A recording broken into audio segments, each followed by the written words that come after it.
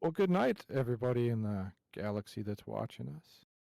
As you can see, we don't have everybody here tonight, but that's all right. We had some life stuff come up, so I, as your lovely and creative GM, decided why don't we get to know the new player that joined us last week? So Emma graciously accepted and said, "Yeah, let's come on and chat and talk." So, how are you this evening, Emma? I'm good. I'm a little tired, but I'm all right. I am glad to be here. I am glad to be part of the cast of Smuggler's Blues, and I'm excited for our discussion.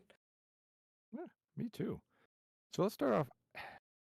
How did we meet? Like, how did this all get about? Because we don't live in the same city. We do Like, we're like not. 5 hours apart. So, I think so, yeah. So we met at a catacon through the RPG Academy in I don't know, 2019? No, it can't be that. don't ask me. I'm I don't know. old. It's been a while, but we met at we met at Hmm. a catacon. And then my husband Bob and I came to one of the faculty retreats a couple years ago. And it's now been a yearly event for us to go to the winter one.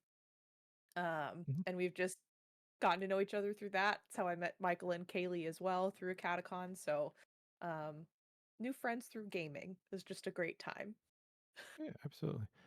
I mean, that's what one of our favorite parts of a catacon is there's always new people to meet and friends to be made, and it's got a very friendly environment. Like Yeah. I always love going because you know you see a lot of new faces, but you see a lot of reoccurring faces, Hmm. so you kind of know what to expect in a way. So, all Yeah. right, so let's talk about your character. Yeah. I mean, we just introduced Belby. Um, Hmm. uh, Definitely an interesting character. I Hmm. love the concept. Yep. We're not going to go too in depth on the character because I want Yep. people to kind of experience the character. But what was some of your inspiration when you came up with the idea? So I don't get to play TTRPGs that much. I run a Dragonbane game, and then when I go to conventions, I usually play a board game or I'm running an RPG of some kind. So it's rare that I get to play. And so when I do get to play, I'm like, what kind of character would I really enjoy like becoming, I guess. Hmm. Um, and so I had this droids are my favorite in Star Wars. They just are. I think they're so fascinating as little bits of machinery with a personality. Like I just think it's such a cool concept. Um and gets into that like AI can be scary kind of thing, but the droids are just fun and silly in my opinion. Yeah. So, um I have R2D2 on my arm, like they're important to me. They mean a lot to me. So I that was the inspiration of like, well, I don't want to be a droid because that is I knew like Chris, you play two droids, so I didn't want to Hmm. have too many. Um, and I just was laying in bed one night and came up with the idea of a like droid doctor, um, someone who's treats droids like they're people and actually gives them a chance to give consent to things that are happening to them. Because a lot of times when we see um, like the Jawas with droids and stuff like that in Star Wars like movies and media, it's a lot of we're just doing things to this tool that we have, but we know Right. from like C3PO, R2D2, BB-8, like all of those droids and like the big movies and everything, they all have personalities, which speaks to a state of mind, a way that they can speak for themselves. And it's just as important they get the care they need, just like humans and other bipedal creatures do. So that's kind of where it went. And then at the last faculty retreat, we kind of all sat down and kind of developed the character a little more, which I appreciated because I had like, this is my big idea. I need help toning it down and like narrowing it down to an idea that I can actually take and be something in terms of role play. So that's kind of where it came from. I love droids. So we got to immerse myself in it being around droids. Yeah. I mean, Star Wars has always had the unique uh, kind of take on droids that, they are very intelligent. They have a lot of emotions, but they're still just treated like, property. And it's, oh, Mhm. you're just You're a a tool. machine I need. Yeah, you're just a Yep. machine I need to get a job done. I've always thought that was interesting how you give something personality, but then Hmm. treat it like it doesn't at the Yeah. same time. Yeah. I think it might be like in Star Wars, I don't know, it could be a symbol for something else, but um since I've played the Star Wars RPG like once before this, and it was Mhm. right after it came out. So like it's been a long time since I've played it. And I played an actual like human doctor when I played that time and I had a really fun time with it. And so I was familiar with that like layout and the trees and stuff like that. But I was like, what if we applied it to something that's medical, but not medical, if you get what I mean. Mhm. Yeah, it's a medical approach to a mechanical Hmm. task. So it's Hmm. definitely. I was excited when you brought it. I was like, this is a neat concept. I knew it would immediately lead to some role playing between, your new character and Hmm. A1. He's got the big personality, and as soon as he hears about who's coming on, he's Right. gonna do It's a big exactly what he deal. did. Yeah. Yeah, And I also didn't want the character to be too full of themselves either. So that's an interesting like take on the character creation and how mhm, um the character came to fruition because I'm not the kind of person that is like full of myself and like boastful or things like that. So I have a hard time playing those characters. So being more reserved is definitely something I'm more comfortable with, but with the spin that we're taking on it, it'll be very interesting to see how those role play moments happen as we move through the story arc that you're leading us on. mhm. Especially with some of the hints that were dropped in our last session. I think it'll be very fun to see what comes out of that. Yeah, for sure. There was a lot of backstory and a lot of things that came up in the last game. And I mean, as a GM, that's awesome to have lots of options. Same time, it can get a little rough Mhm. when things are going differently. Yeah. I'm also the Oh, kind of player that like I have a skeleton of a backstory, like I have an idea, but I would much rather come up with things on the fly so I'm not pigeonholing myself into a square when I end up being around peg. You know what I mean? mhm. Um so I have like a semblance of backstory, but those details I find fun to come out um through a role play moment so it feels more organic and natural. I do the same thing with my Dragonbane players. I told them, give me like 2 paragraphs of a backstory. If you think of other details, great, but I don't want to see them. I want you to surprise me with your backstory so that I'm also reacting to things that you're giving me. Um, so that's just how I think about it. I don't want to think too hard about it to the point where I'm stressing myself out if it doesn't go the way I want it to go, because that's not how RPGs are played or how they should be played, in my opinion. I agree. I do something similar when I actually get to play. Uh, Give me just I'll give myself a loose idea hone it down a little bit to just almost a very narrow focus and then build upon that as I go. Mm-hmm. I also, I don't want to say I empathize with the GM, but I do.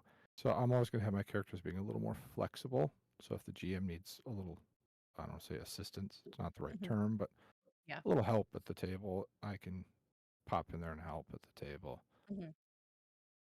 I think I always say it's a unique perspective as a player if you've been a GM. Mm-hmm.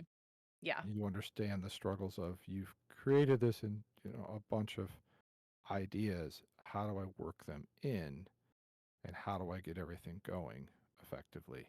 Mm-hmm. And then the Mm-hmm. players decide to go, no, we're not going to the bar. We're Yeah. going to go to the river instead. And you're We're like, gonna go a okay, different direction. Yeah. yeah, how do we switch that around and do different things? So, Yeah. My players certainly, I learned very quickly, don't plan out, don't have like 6 pages of notes for what you want to accomplish in a session. I definitely now have, these are the 3 things they need to learn in this session. How they learn it, I'll come up with it as we go, because they like to, they find it funny when they throw me off guard, so I just know they're gonna cause chaos, which is the most fun.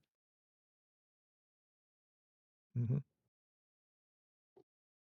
But switch this a little bit. You said you're a big fan of droids. Mhm. Which droid would you be if we cast you in a Star Wars movie? I mean, hello? R2D2 is my spirit animal. Um, he's I just relate to that little spitfire that he is. I think he has a potty mouth, which I also do. Um, and his partner in crime is very tall, just like my partner in crime is. So I see a lot of um relation to that. Um, so I just like the R2 units a lot. I think they are so expressive without saying any words, and I think that's just really super clever. Yeah. So you're saying your husband would be a protocol droid? Probably. He is logical like that. um he's also very smart. Like, he doesn't give himself enough credit for how smart he is, but um he's in if you compare R2D2 and C3PO to us, it's very similar. Um just in terms of how we act. Like, I'm not as serious as he is, but we balance each other out, which is also why he has C3PO on his arm, because we relate to that. Um, so it's a great time. We enjoy it. Nice. I would love to see Bob cosplaying as C3PO at a I would convention. too. Wouldn't that be silly? I That would think be that a would be lot of costuming, but we could probably make something work, I would imagine. yeah, that could be interesting. Or have him dress up as his Something. version of C3PO. Who knows? Who knows? Oh, goodness. So let's talk about other characters you've made. What are some of your inspirations behind other characters, or how do you come up with characters you want to play, or even NPCs that you have in hmm your games? So, I I will say I'm not good at voices. That's just something I'm not good at. So I try to find characters and NPCs that have some kind of um either personality trait or the way they speak, um that kind of thing. So I take a lot of inspiration from, like, really honestly, professional wrestlers. I take a lot of inspiration from them for various things. Cuz that is a part of media and entertainment I find very fun. So I have created a, like, character that's very inspired by Rhea Ripley, because she's, muscle mommy and very, can be scary, but also has this, like, sexiness to her that my players love it. It's fine. And a lot of them don't get wrestling, so I can throw in all of the nuances I want, and it'll go right over their head, and they'll take it a different direction, which is very fun for me to, like, experience.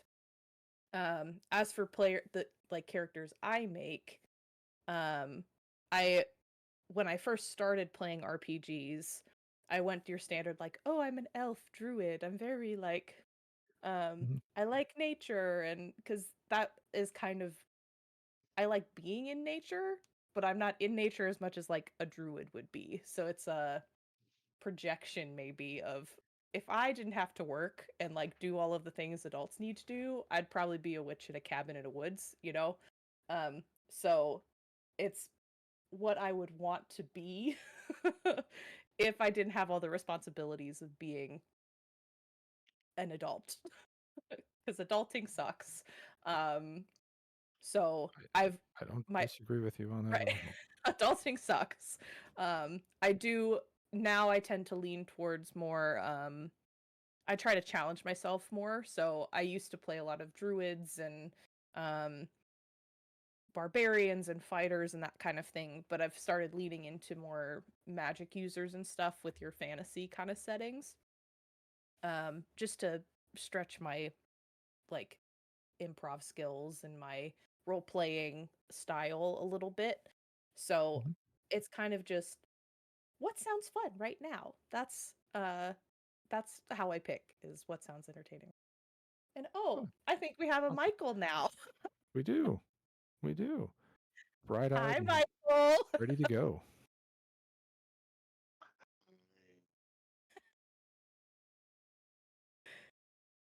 So, Oh goodness. Can I be heard? Can you hear me? I yeah, can. you're a little echoey. Am I a little echoey? Oh boy. Eh, not a huge deal. That's what happens when, your alarm doesn't go off and you oversleep a little bit. And this is my penance. So if feel free to make fun of me live on stream. I'm perfectly fine with it. I'm here for it. Mhm. I'm here for the two of you. I'm here for everybody. I mean, if I'm here for this. I would prefer you tell me if I was that boring for you to sleep through your alarm, but Oh I my gosh, understand. no. No. This is the consequences of recently rejoining the workforce Mm, and not giving myself enough time in the evenings to get things done or to rest a lot. yep, I get Yep. it. Yeah. Yep. So Mm. my Oh, my, my what I thought was going to be a half-hour nap turned into a little bit longer. It's okay. No. there it is. So Let me I let have, me let me switch my microphone real quick because I think that might be what the problem is. yeah, it sounds like on your webcam.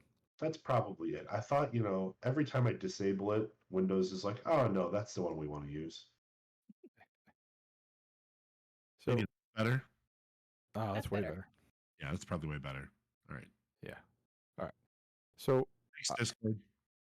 a lot of people know me. I've talked a lot about it. Last month, I happened to go on the D20 cruise, which was awesome. Mm-hmm. One of the things I got to do there was I sat down with a couple other GMs and we did a short podcast. And Rich Howard looked over at me and he goes, I want to hear your origin story, Chris. And at first I was like, well, mom and dad. But then I realized he was talking about into role playing. So what was your My origin origin story? story. So I grew up doing a lot of theater. So the first Wait, show I was you were a theater kid? I was a theater kid. Lay gasp. But the first show I was in was Annie Junior. Hmm. I was one of the orphans. It was a fun time. So in Coshocton, Ohio, where I grew up, it is an hour and a half east of Columbus. It's okay if you've never heard of it. It's right near Amish country.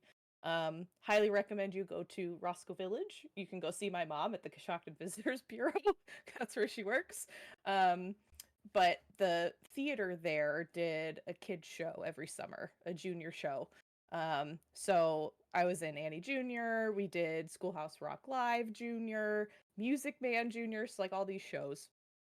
It was very fun. And then into high school, I was in an improv troupe for a couple of summers, and that was very fun. That's kind of where my, I guess, role play kind of experience started, was learning the basics of improv comedy and stuff like that. And then I kind of fell off in college, I was also homeschooled 8th grade through 12th grade, so I did not have as many opportunities to do like high school theater or things like that. I was very blessed to have access to a lot of local like community choirs and things like that, so I still got some interaction with kids my age and stuff like that. When I went to college, I did they would do the senior like theater directing class would Mhm. do 1 act plays every spring. So I did a couple of those. So that's really where it started, was just through theater, improv, that kind of thing. And then I started playing D&D in 2017, I think I want to say, is when I played my first game. And I will be honest, it was a terrible experience because all of us were like, let's play D&D. We don't know what we're doing. We had one guy who was a DM who didn't really know how to be a good DM to have a good table experience. Um, and Bob and I played in that, and that table kind of fell apart because we could not separate what was going on outside of the table with what was happening at the table. Um, which, leads to problems, right? Yeah. Yeah. Mhm. Yeah. So we kind of fell off there, and then Bobby decided to start running stuff. And I was really nervous to run things, so I really just kind of played for a while. And then 2.5 years ago, I started DMing um, my own game. And really, well, here's a tie-in to how we found out about a catacon. I went to Michael's intro to DMing panel at Gen Con in Mhm. 2019. It was right before COVID. And I went up to him after and I'm like, you said convention in Dayton. I think my husband went to that. What is it called again? And so that's how I found out about a catacon, was at Gen Con. And then through getting to know Michael, he found out I was a new DM. And so now I've done his intro to DMing panel with him the past couple of years, which has been really fun. So, yeah, my origin story is theater, local theater, which, lay gasp, if you know me, that shouldn't be a surprise at all. And just for the benefit of those watching, not this Michael, a different Michael, Different Michael. Yes. different Michael. Different Michael. Yes. Yes. Mr. Ross, as we like to call him. Mr. Ross. Yes, Mr. Ross. So you've done a lot of singing and stuff like that. Yeah. Well, Uh-oh. another Don't musical make me. episode. Uh-oh. No, we're not. Nope, we are Don't not do that. doing another musical episode. That will never be a thing again. One and done, as they say, right? One and Oh, done. you have done a musical episode. We Is did. that Oh yeah. So you clearly haven't listened to enough of the podcast to have get not. to the episode, the musical episode. It was what we like to call an ordeal. Yes. We was- we thought we would be clever and do a musical episode, and then we realized exactly how much work a musical episode is, Yeah. and how easy it is to do a poor one. Mm-hmm. I mean, Yeah. did you have fun? Because that's all that matters. Fun At some point. is a word you could use to describe things that were had. Like we did enjoy, I think, parts of it, but most of it, I think, was just a lot of stress that we put on ourselves. Mm. I mean, Yeah. I've heard people say that they enjoyed the episode, and that's good. I'm glad people enjoyed it. Yeah. I mean, there's not a lot of groups that even attempt it. So Yeah, it's something we Right. did, right? We've got that Yeah. under our belt.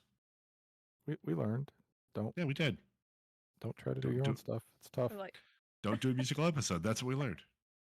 Yeah, that was Don't do a that. long process. So, Okay. so what do you think's your favorite role play moment you've had, or I shouldn't say maybe a favorite? What's the one that sticks out in your mind that really hooked you? as a player or as a DM? Both. Both. The DM one's easier for me to answer. I have at my table, so when I started DMing, I had this many 3. I had 3 brand new players who had never played before ever in their lives. I had this many Um, players. this many. I had 3. This many. And they were all, there was one in particular who she was so nervous. Does not know fantasy, does not know like any of that. She was just excited to try it. That was what was most Mhm. interesting to her. And there's a moment in really it's when we left Dungeons and Dragons and came to Dragonbane. She was so nervous when we played D&D the first time. It's like, I don't know. She picked a monk character and it was very fun and her backstory was really good. But for me to watch her from D&D to Dragonbane and have a character idea that is so unlike her to where she's now so confident in how she role plays with other people at the table, that makes me feel really good to be like, I created an environment where she feels comfortable doing that, where less than 2 years ago, she had no idea what she was doing. Um, so it's not a specific moment. It's more seeing these new players figure out, oh, I can do whatever I want. And it's just seeing it happen.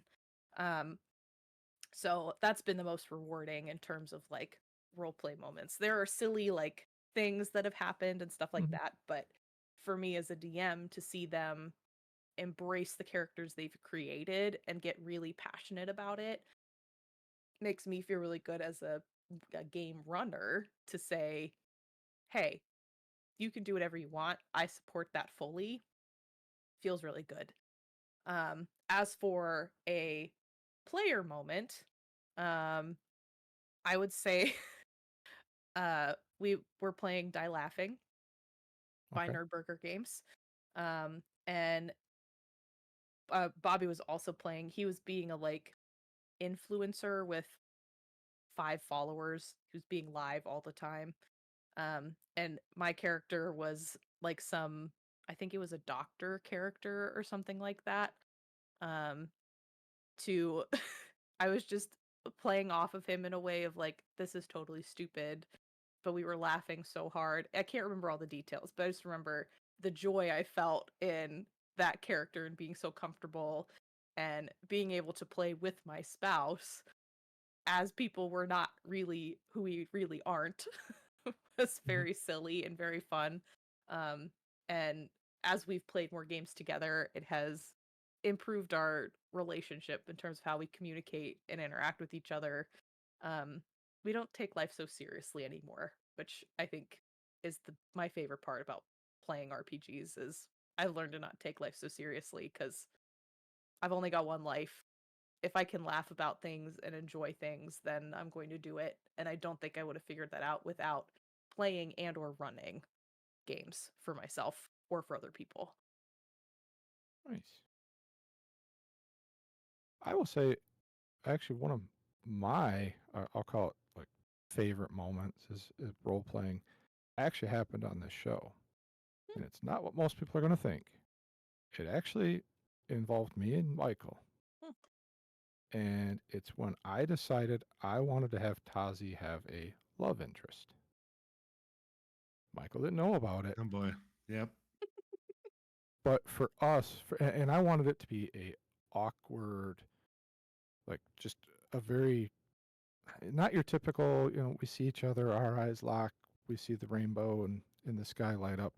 I wanted it to be too awkward. People like, oh, sorry, here, no, you. Heads hit, like falling down, like Oh, it was awkward. It was super awkward. right. It came across as awkward, but at the table, it felt.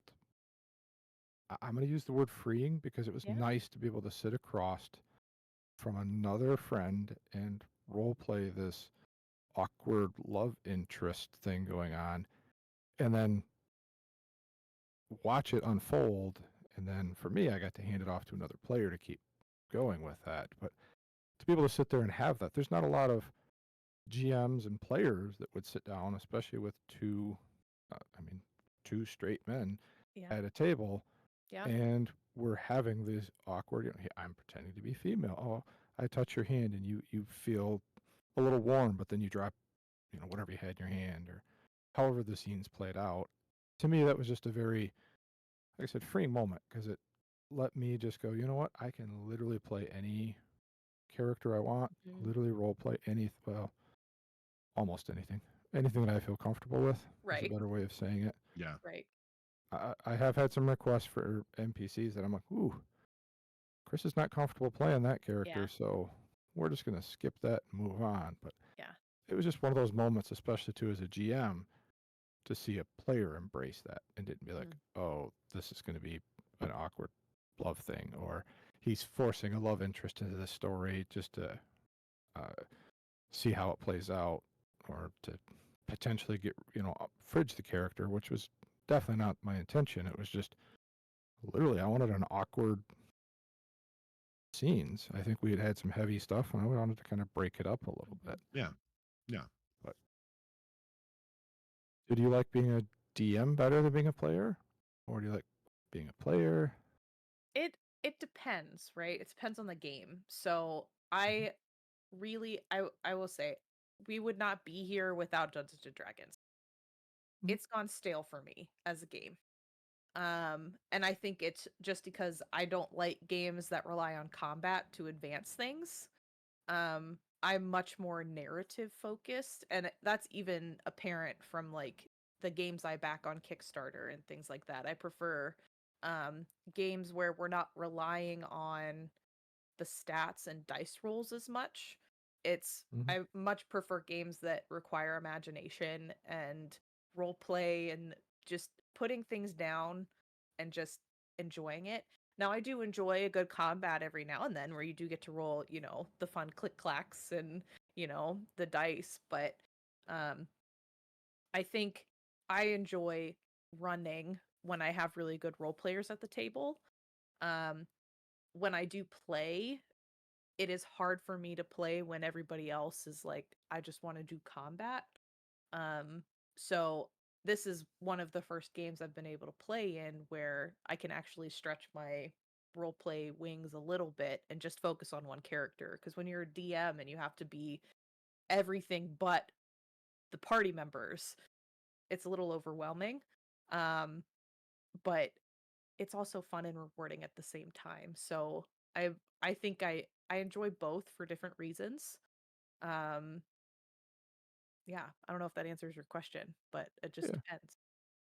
Having played in some games that Emma has run, including Yazaba's Bed and Breakfast, um, Emma's a lot of fun as a DM. Like she encourages a lot of creativity and a lot of individual storytelling, and then also encourages you to like work as a group to tell the story Mhm. um, as a whole.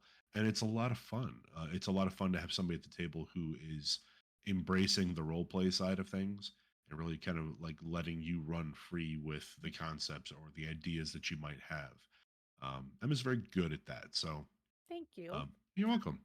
Um, I can say again, as having been one of her players, to get the chance to play under Emma. Wait, no, Don't say that. Wrong At, phrasing. at the same table? play at the same table. Yes, thank you. Play as a player in one of Emma's games at a catacon. Hmm. Whew. It's okay. You're not awake yet. You just took a nap. Sorry, Bob. That was weird. Fine. Yeah.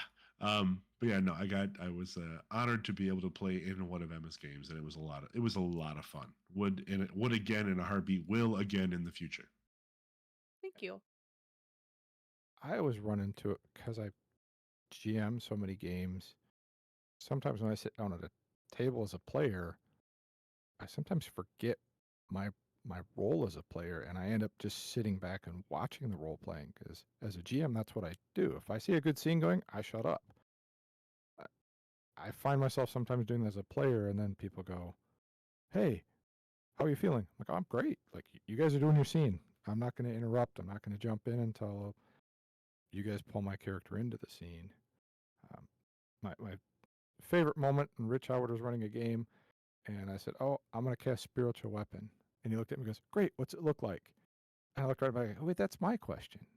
I, you, oh yeah, I'm the player right now. I'm supposed to describe this, and Mhm. it made me laugh inside because like I was waiting for him to describe it because that's what you do as a GM a lot of times. Is Mhm. you either grab it real quick or you let them do it. So Mhm. I always find that kind of funny when I do that. So if you're not like, what are your go-to systems then? As, Like, well, what are as your a favorite GM, ones? you either grab it real quick or you let them do it. That's Yep, absolutely.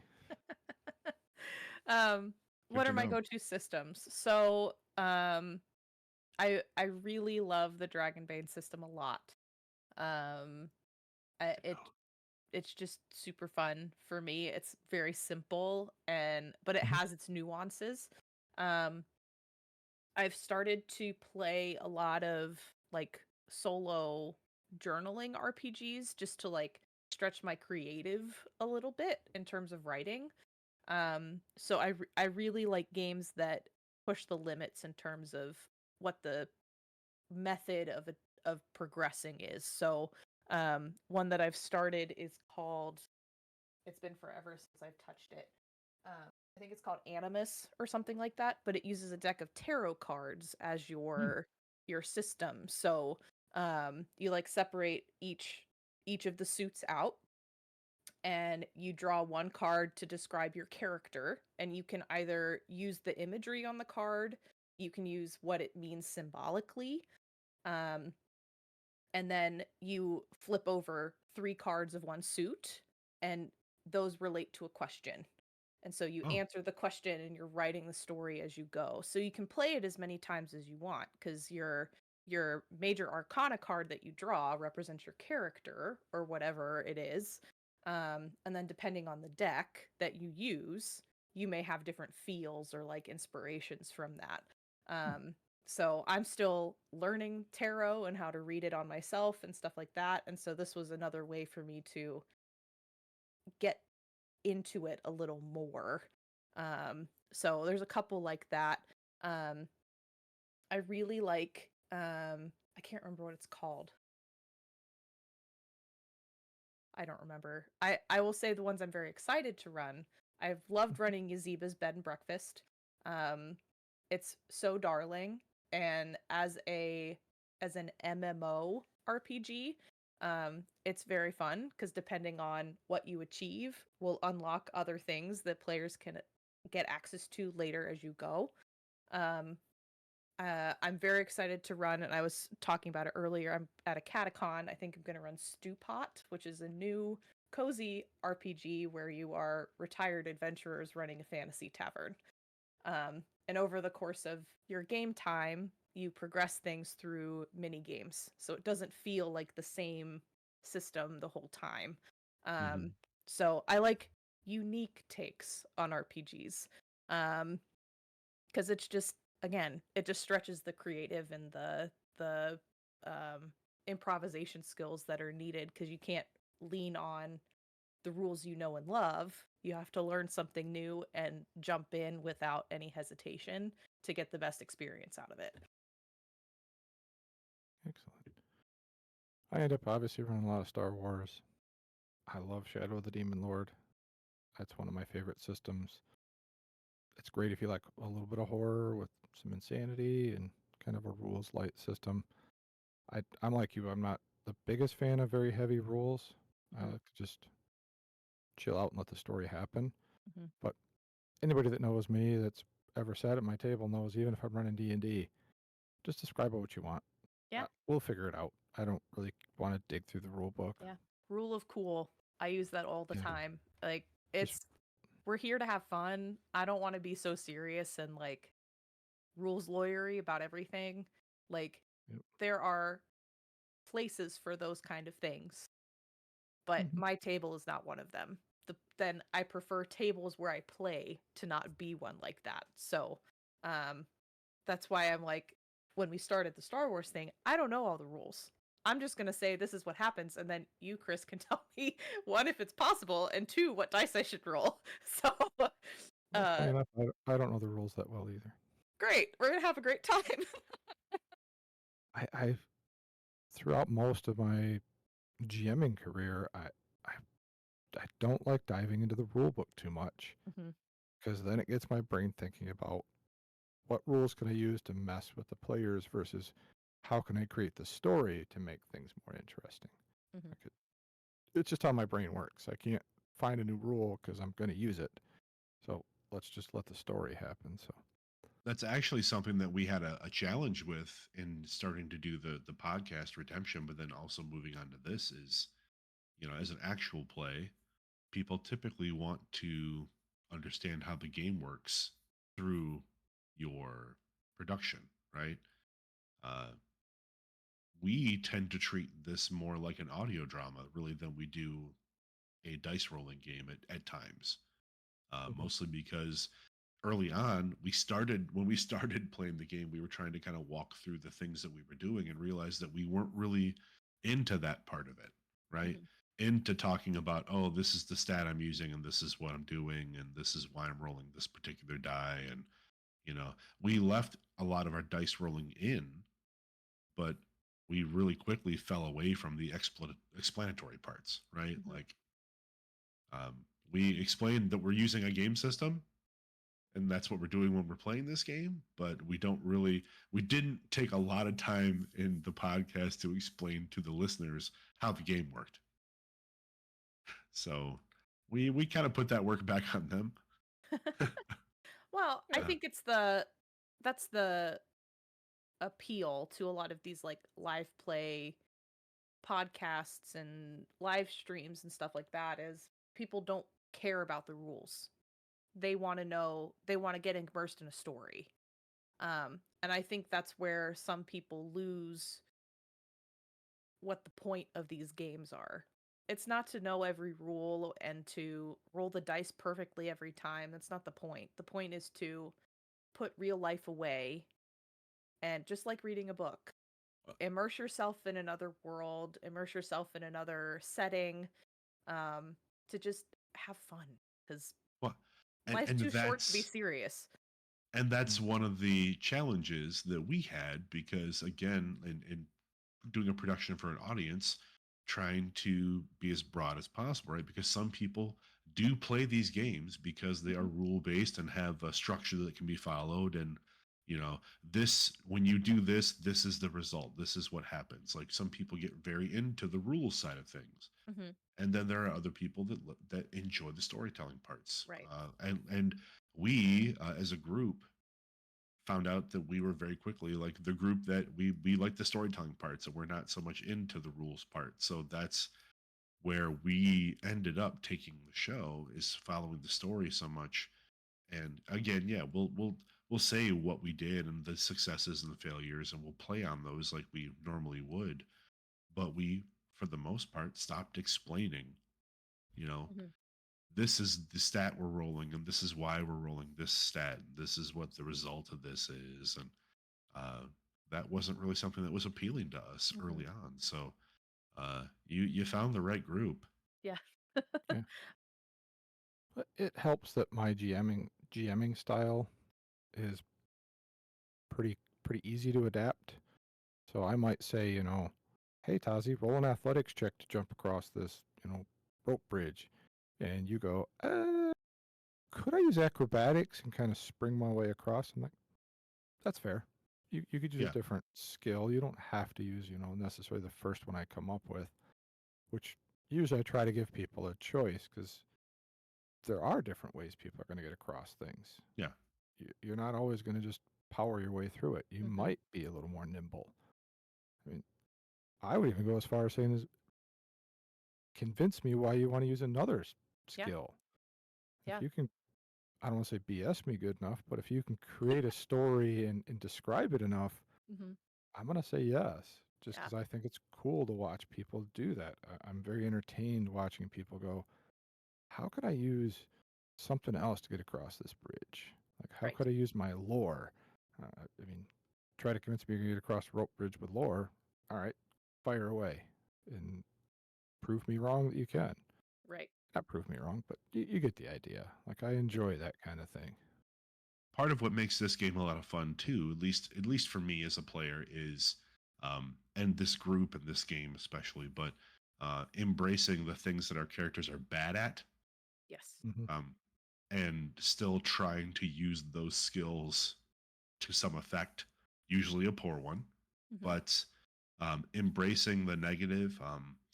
We have this game has light side and dark side points that you use through the course of the game, and oftentimes we will find ourselves as players using the dark side points against ourselves to create something interesting in the story or to create an effect that maybe we want to build on versus always trying to make everything fall in our favor.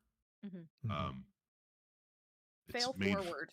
yeah, we've embraced that a number of times, and I feel like it's something that's a strength for us, mostly because we are, I think, Kaylee, myself, and Chris, and now you included, are able to like take that negative thing and turn it into something interesting and fun to tell as a story versus, oh well, yeah, you misstep, you fall into the chasm, and yeah, and you take almost all of your health and damage, and now what do?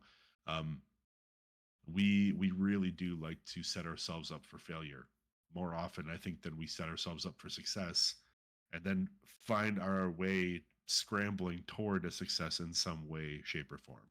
Mhm. Right? Yeah, that's the beauty of role playing though, is that's the Yeah. choice we've made.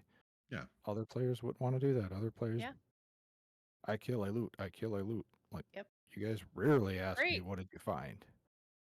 Now, We rarely part of think that to search the people that we end up fighting and defeating. yeah. For a But- crew that's always running short on credits, we're always just leaving them on the floor. Yeah. Yeah, I mean, that's just our play style. Yeah.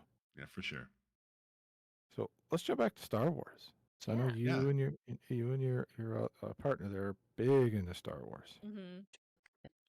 Obviously, we know who your favorite character is. Right. That's pretty easy. Yeah. Who's the one character that when you see him, it just kind of, it's like nails on a chalkboard, or somebody mentions their name, you're like, ugh. That's don't at me because it's cliche, but Jar Jar Binks. I just There's no at you. That's know. I know it's so like everyone hates on him, and yes, I've seen the theories of he was supposed to be a like a No, an Sith evil princess, no. whatever, but it did not land, I think, the way they wanted it to. And yes, my cat is named after him, but that's not you know, my all of my pets are named after Star Wars characters, so it's something that when Bob and I started dating, it's something we bonded over.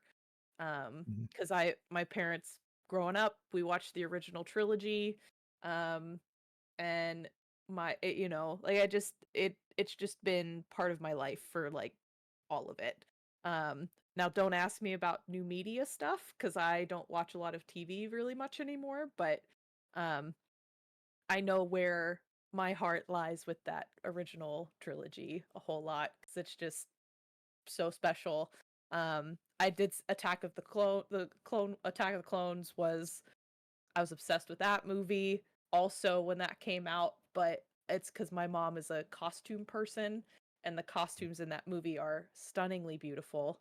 Um, and I've seen the Star Wars costume exhibit that's traveled around a little bit too, so seeing like Padme's wedding dress in person is just stunning. Um, so Jar Jar kind of bugs me. Grievous, I can take in small doses. The cough really it bothers me a whole lot. It makes me feel icky.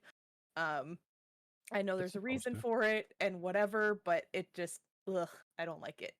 Um, I yeah. But I agree so with you do on Jar Jar. you?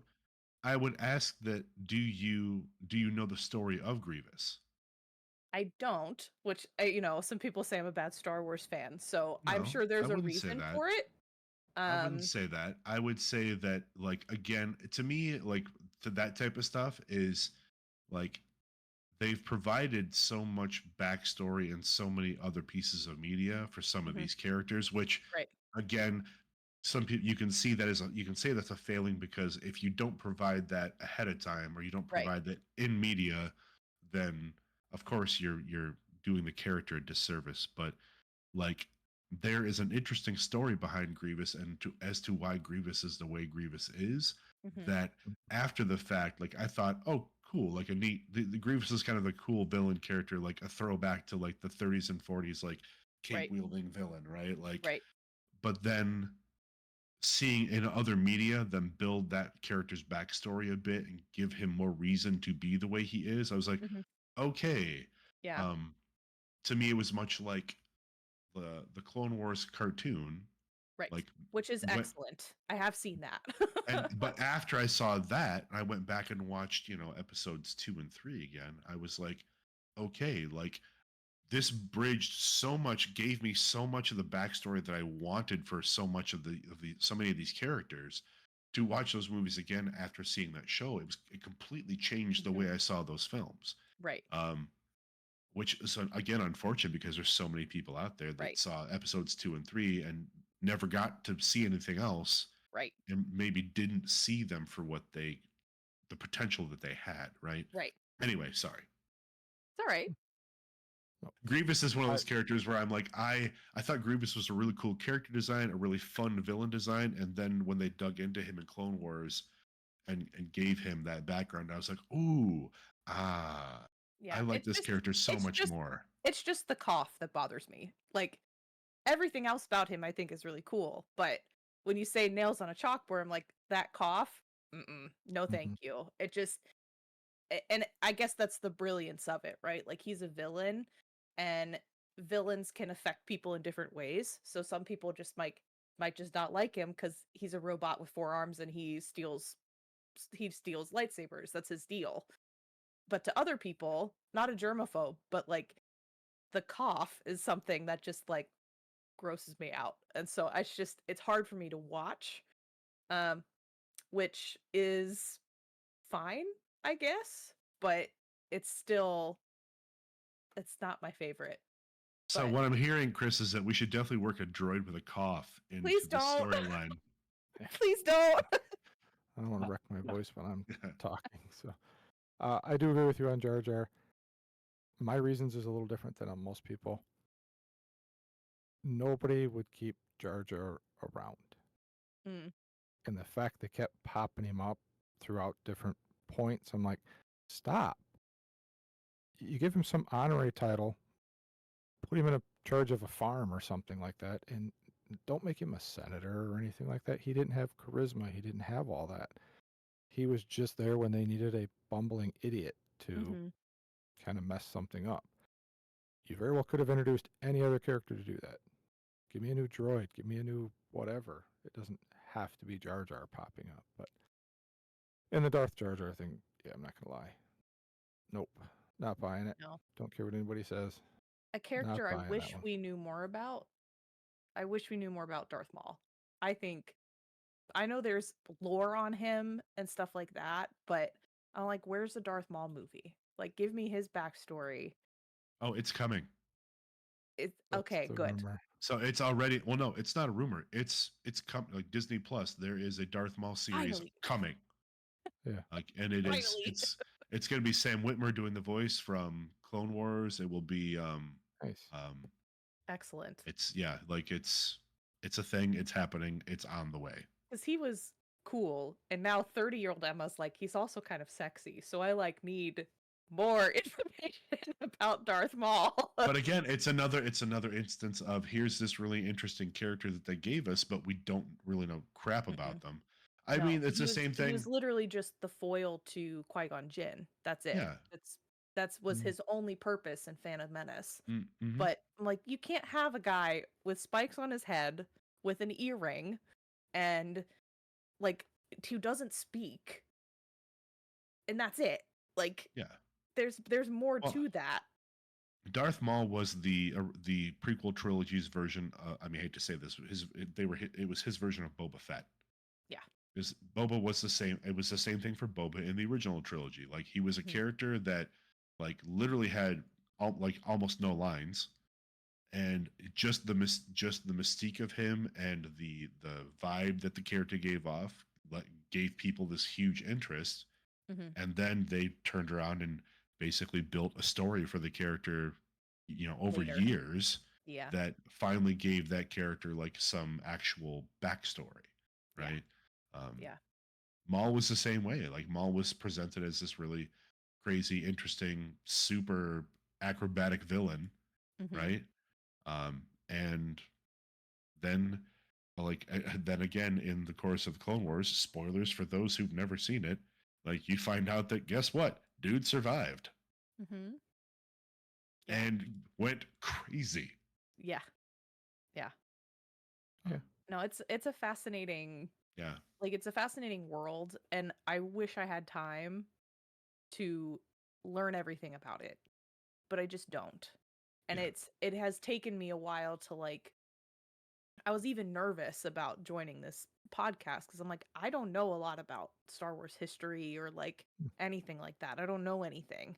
And so I didn't want, and this was like inner demons that I was fighting, I guess. I didn't want to be subpar when it comes to Star Wars knowledge, because my Star Wars knowledge, I'm a fan of it. It's very low compared to other people. Um, and I was like, you know what? I'm just here to have fun. It doesn't matter if I get things wrong, because if someone corrects me, fine. I'll say, okay, I did that wrong. But if not, I'm just here to have a good time. I can learn the history as I go through Well, different lenses. we're only, and like we, I think I would say I can speak for I think Chris on this and Gailey as well. I think we are only sticklers about the stuff that directly impacts us, our Right. characters. And a lot of that has to do with the stuff that's happened in our show. It's not necessarily the Star Wars universe as a whole, because we exist in a pocket of that, right? Our show, our characters, while they have had some direct interactions with some canon characters, for the most part, everyone that we interact with is someone from our story. Mm-hmm. It's not necessarily someone that is necessarily a larger presence in the Star Wars universe. So it's real easy for us to we will certainly work in the canon where we can and work Mm-hmm. with the canon when we do. But there are also plenty of things that we've touched on and made up that don't have anything to do with, existing Star Wars canon. And that's okay. Like, again, it's our story. It's our pocket version of the Star Wars universe, right? Mhm. Yeah, I don't. I mean, I do and don't. I do go to Wikipedia and look some things up, but if we don't get it completely right, I'm not that concerned. It's our story, and people that are listening to it are enjoying our story. And if we get something wrong, oh well. I mean, the last game, I completely botched when Wedge Antilles was alive. I thought he was alive way earlier than he was, not realizing that in actual canon he's younger than I thought he was. All right, so it's his dad. Whatever. Like, Yeah, hand that's wave it, fine. move on. We don't need to Yeah. get super critical with a lot of those little details. If you could get or train in any force power, which one would you want? Oh boy. It's a hard Either question. one of you can go first on this one. I think the moving things from one side of the room to the other would be really helpful for me. That would be what I would just want to that would be it. I like the mind stuff, yeah, sure, but I'm lazy. Oh. So if I can make myself more lazy, that is my Oh, honest answer. cleaning the house. You just move the vacuum with your Yeah. finger. You don't actually have to Oh get my off god. the couch. I Well, would no, be but here's the thing. There is, they've shown plenty of times that there's exertion in that too, right? It's not yeah, just waving your hand and things happen. Like you have to concentrate and focus yeah. and, It to me so it would be a meditative practice. So I would be cleaning but also meditating on the force and letting it do what it will. But uh yeah, I don't really want to or know what people are thinking all the time. That's not for me. That's keep your thoughts to yourself. I don't you need to know, know them all. or you could just leave your room messy and say that it's the will of the force. Yeah, I mean that too. That's entropy, right? It's just how it works. All right, Michael, what would your force power be? Oh geez, my force power. I do kind of like the influence part of the force. Like there is a part of me that would like being able to subtly influence somebody's decisions or like Like, uh, this doesn't cost $250. This doesn't. Mhm. This isn't as expensive as you think it is. You know that type. There's a part of me that loves that little bit of control. But at the end of the day, I think I would have to kind of go with Emma. Like the idea of being able to move things, like in space and time, like with your mind. Like I think that's an ability that you would always be able to have a use for, right? Always have a. It would always be useful in your life, right? Mhm. Instead of trying to get myself out of a speeding ticket. The Which is what I would practicality of it. inevitably use that for. I'd be like, yes, you have no problem approving that loan, or you, you didn't. I wasn't speeding. I was going the Yeah. speed limit, and you weren't paying attention to your radar. See, but I think I would take. I like the idea of the mind influence, the Jedi mind trick, but I think I would use it a little different. I would just go to Washington D.C. and be like, "You're gonna start voting the way your people want them to. You're gonna Well, stop that would being." save a lot you of heartache and headache, wouldn't it?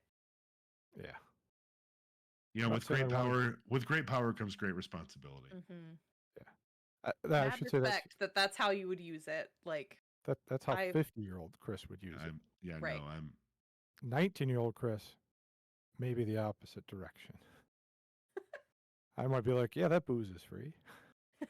You're gonna give me an A in this class so my parents don't yell at me. Yeah. Fair. I mean, we've talked a little bit about, you, a little bit of Star Wars. What do you think's one of the nerdiest things you've done or you do? Nerdiest? I mean, I mentioned it before. Like, okay, here's my nerdy obsession right now.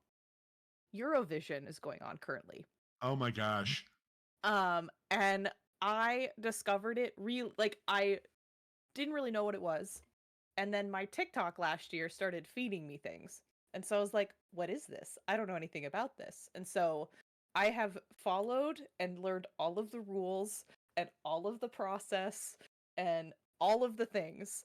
And I can watch Eurovision on Peacock. And so I watched semifinal night 1 last night and I'm obsessed. It's just that's kind of where my geek out is right now. I listen to the Eurovision 2025 playlist on repeat.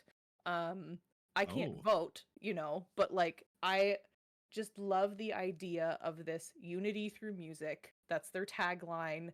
I love seeing the creative liberties that these artists get to take for a song contest where all vocals must be sung live, the songs must be brand new, they have to be 3 minutes or less, and you can't have more than 6 dancers or other people on stage with the lead vocalist. It evens the playing field, but then requires, again, that creative juice to make yourself stand out to win Eurovision. And when we watched, it was like a 2.5 hour thing from beginning to end. There was not a lot of talking heads going on. So to watch a European competition versus my singing competitions, you think American Idol, you think The Voice, you think America's Got Talent, you think all of those things, we get no judge input. It is they're performing and we go right into the next one, and then they open votes up, and then based on how votes went, that's who goes through to the final. It's fascinating and it's so positive. Like, it just feels so positive to have all these It's countries be not. represented. It's a huge display of diversity with different ages. Everybody's a different size, shape, and color, and it it just made me really happy. And I don't know all of the I don't speak the languages that these artists sing in, but I can get the feeling and the emotion, and the some of it's just a bit I get it just through the way it is presented. It's fascinating to me. And I told Bobby last night, I was like, I hope we're going to be a Eurovision house now. Like, every year, we're going to be listening to the playlist and we're going to be watching it. So that's my current nerd out. I always nerd out about professional wrestling. That's also something that's just fascinating to me because I call it the straight man's drag show. Mhm. But just the theater of it is fascinating to me too. It's also always been the working man soap opera. It absolutely Yes. has been It's 100%. so fun. Like I'm not as into it now, but like I I have a friend who, if anything big happens in professional wrestling, he'll message us. He'll message me. He's like, I need you to explain why this is such a big deal.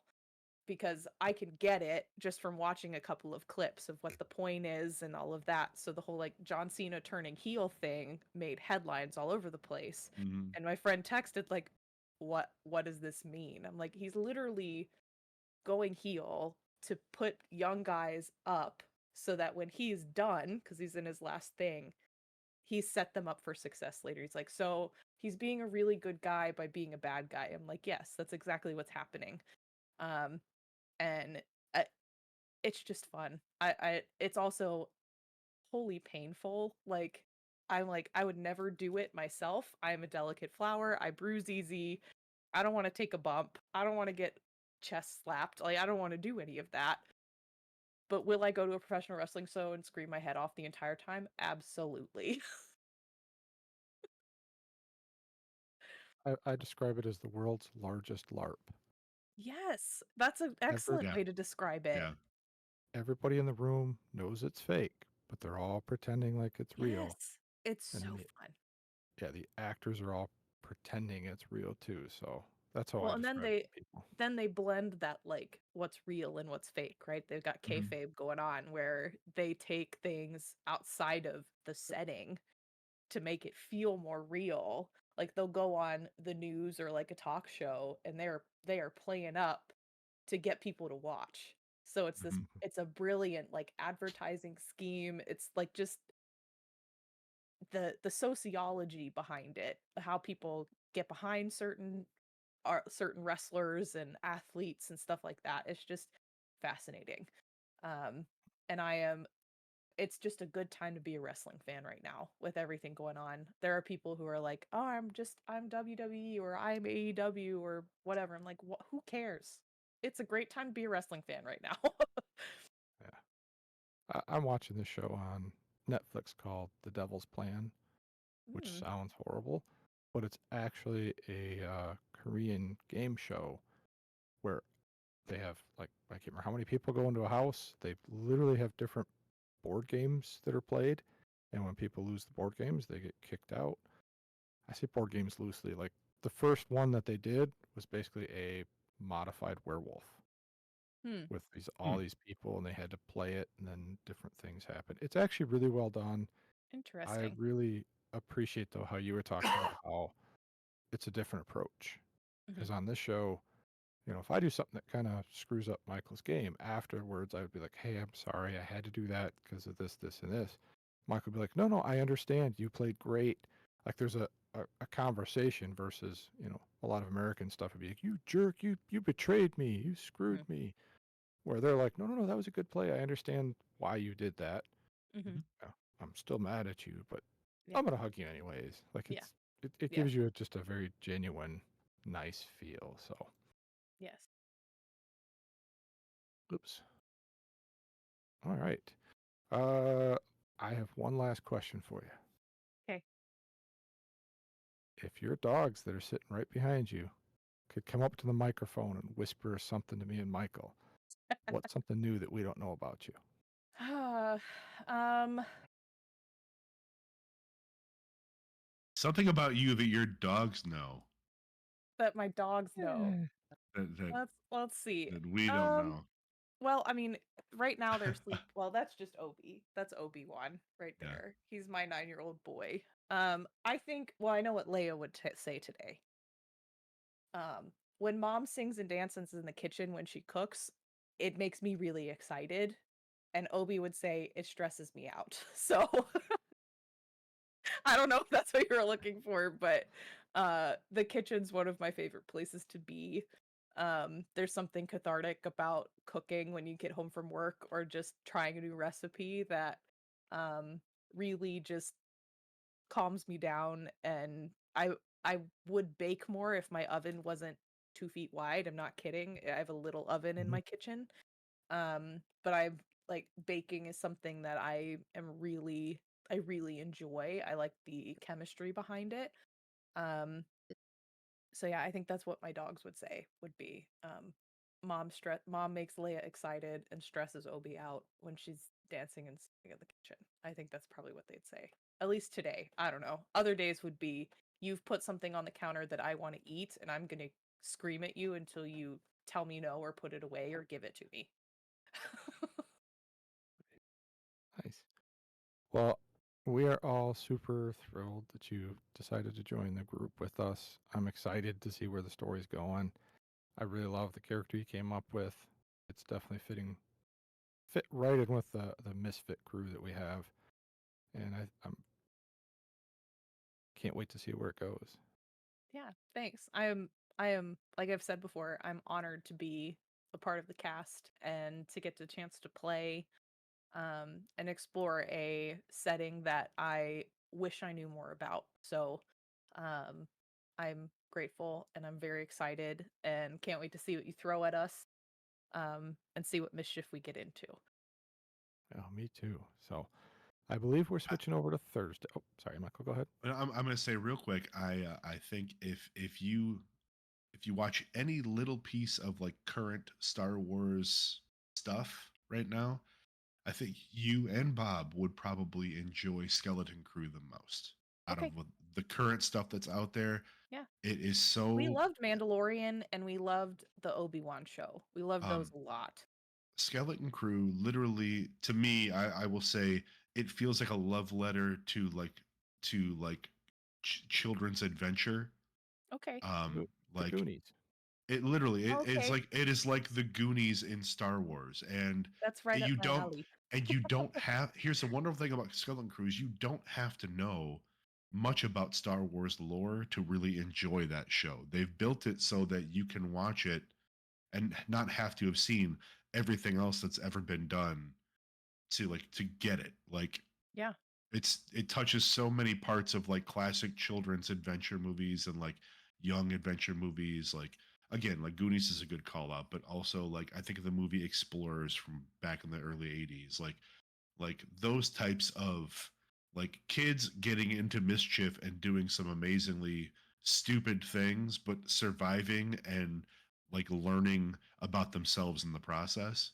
Hmm. um I think it's a wonderful example of that. So definitely a big call out for that if there's anything, and it's not too long either. I think it's like 8 Okay. episodes. Yeah. um We'll check it it's out a for it's a sure. lot of fun. It's just a lot of fun. Yeah. I think a lot of Star Wars stuff right now has gotten very serious. So to hear that it's very fun makes me excited to watch it. Yeah. I think that's part of my problem with new Star Wars media. It's all very, we're going to be serious. We're going to talk about the politics, which is fine. But I'm like, I want to like jump to light speed and like have silly fun things. Yeah, and And, you Skeleton know, Crew is all about like that. Like if you think about how you exactly, thank you. That's a call out in the chat. Skeleton Crew was made for you. Like great.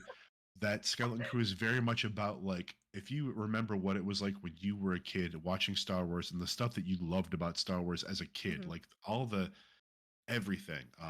It really encapsulates that really well. So I would say, yeah, if you find yourself with a little bit of time, it's a great one to dive into.